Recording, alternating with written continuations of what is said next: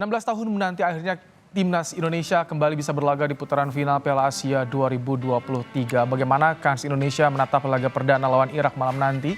Kita akan bahas bersama dengan pengamat sepak bola Anton Sanjoyo. Selamat petang, Bung Joy. Selamat petang. Bung Joy, bagaimana Anda melihat kans nanti Timnas lawan Irak? Seperti apa kira-kira gambaran line up yang akan diturunkan oleh Coach Shin?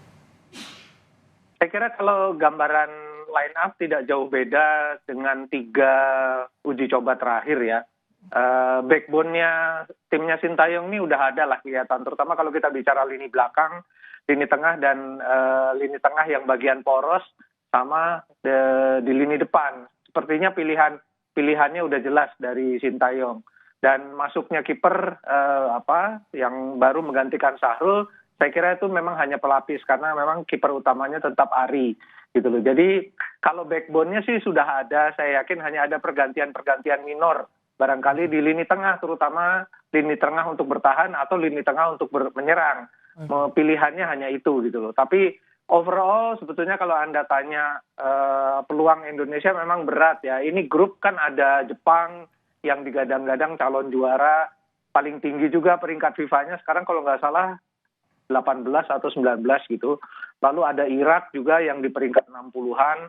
Sementara juga ada lawan Vietnam yang belakangan 20 tahun terakhir atau 10 tahun terakhir menjadi mimpi buruk ya bagi Indonesia di Asia Tenggara gitu loh. Jadi memang ini tidak mudah lah bagi Indonesia. Bung Joy, kalau tadi Anda bilang ada backbone-nya sudah jelas, tapi yang disorot ketika laga uji coba kemarin pemain belakang nih menjadi sorotan. Bagaimana kalau menurut Anda soal ketika formasi nanti di laga perdana, Bung Joy? Ya, saya kira akan kembali ke formasi awal ya. Kalau bertahan total pasti pakai 5, tapi rasanya sih untuk bertahan total juga agak percuma melawan Irak atau Jepang ya. Jadi saya cukup yakin Sintayong akan pakai 3 pemain di belakang. Sudah hampir pasti Jordi Amat, Rizky Ridho dan Elkan Bagot yang ada di sana gitu loh. Dibantu 2 pemain tengah yang bisa berfungsi sebagai fullback gitu loh. Ada Asnawi, ada Pratama Arhan.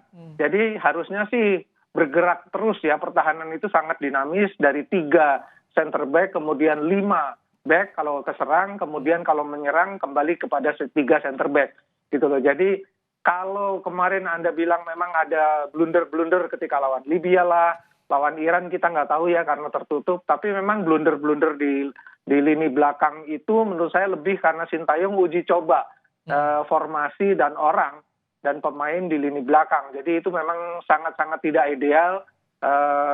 Hanya kurang 2 minggu menjelang Piala Asia masih uji coba di lini belakang. Saya kira itu juga sangat riskan. Tapi kalau misalkan untuk Piala Asia ini kan sudah dipersiapkan jauh-jauh hari, artinya bisa matang, persiapannya bisa lebih baik, Bung Joy. Ya, persiapan lebih baik itu kan tidak hanya melulu lewat uji coba gitu loh. Uji coba di training camp di Turki saya kira itu sebetulnya bukan cara yang bagus ya. Anda bisa melakukan training camp di sebuah negara dimanapun berada, tapi justru backbone dari pemain itu adalah matang di kompetisi kan gitu loh. Dan sekarang kalau kita bicara pemain-pemain lokal yang bermain di kompetisi Liga 1 atau pemain-pemain yang ada di kompetisi luar tapi bukan yang pemain keturunan kan memang tidak banyak mendapatkan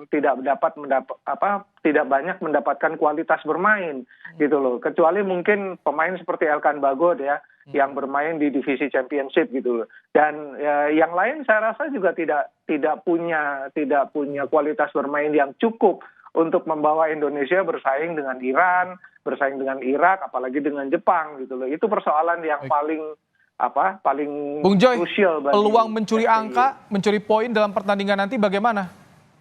Ya selalu ada sih. Kemarin pun Vietnam kan sempat leading lawan Jepang ya, tapi Jepangnya terlalu longgar juga. Tapi saya yakin Irak sudah lihat pertandingan kemarin dan mereka pasti akan gaspol dari sejak awal gitu loh. Dan ini yang harus diantisipasi. Kalau saya sih tidak berharap Indonesia bisa mencuri poin, bermain bagus saja. 15 menit pertama itu sudah akan menjadi modal yang bagus. Kalau bisa menahan sampai 45 menit itu bagus sekali. Tapi untuk menahan sampai tidak kalah itu menurut saya hal yang luar biasa sekali. Kalau bisa mencuri poin udah bonus yang luar biasa dan start yang luar biasa bagi Indonesia. Karena ketika bisa menahan Irak, kemungkinan besar bisa menahan Jepang dan menang lawan Vietnam gitu loh. Tapi kalau melawan Irak memang agak berat karena memang Irak sudah bertekad kuat untuk merebut pertandingan pertama ini. Bung Joy, performa pemain naturalisasi bagaimana akankah mendominasi pertandingan malam nanti bagi timnas?